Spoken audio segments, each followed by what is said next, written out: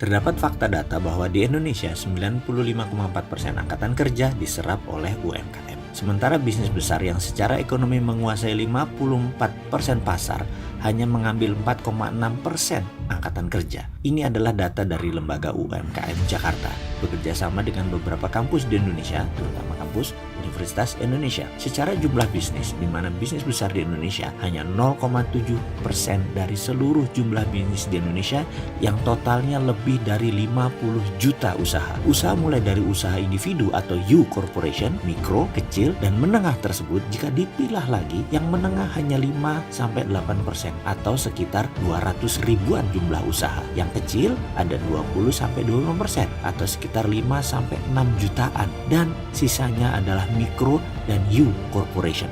Ini yang mencapai 40 juta. Hal ini semua menyisakan pertanyaan sederhana. Bagaimana UMKM bisa naik kelas? Apa solusinya? Jawaban yang paling cepat adalah dengan mengubah platform ekonomi. Dengan mengubah permainan, kita harus keluar dari cara berpikir lama ke cara pemikiran baru. Yang terbaik adalah dengan ekonomi digital. Kami akhirnya memutuskan melakukan riset selama 1 tahun bekerja sama dengan pelaku utama bisnis tersebut di berbagai kabupaten, kecamatan, hingga desa. Didapatkan fakta bahwa permasalahan terbanyak di kelas UMKM tersebut, pertama adalah pasar, yang kedua adalah masalah pendanaan. Lalu kami membuat beberapa bisnis model mengacu pada sukses story model bisnis ini di beberapa negara dan di beberapa jenis usaha atau platform, mulai dari Kickstarter.com, Alibaba, Amazon, eBay, Nasdaq, Binance, Stellar, dan semuanya itu dibandingkan, diubah, dirakit menjadi sesuatu yang baru, sesuatu yang mudah dan terbukti. Tadinya hanya menyarikan bagaimana meminimais risk dan memaksimumkan profit, lalu kita kemas dalam satu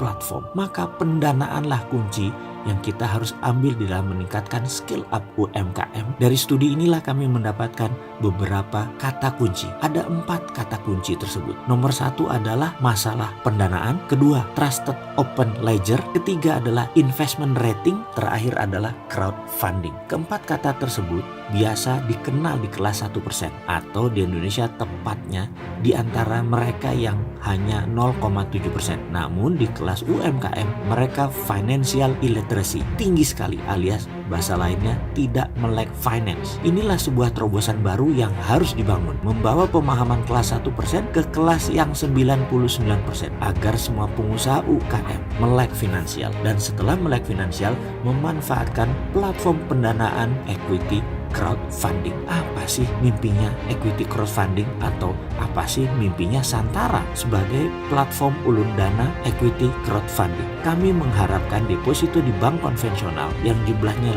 5.600 triliun, kami dapat 10%-nya, atau equity crowdfunding dapat 10%-nya atau sekitar 500 triliun untuk pembiayaan UMKM dengan menggunakan platform ulun dana ini yang akan membuat GDP nasional naik 3-5% di atas target nasional. Gak ngimpi kok angka tersebut, UKM gitu loh.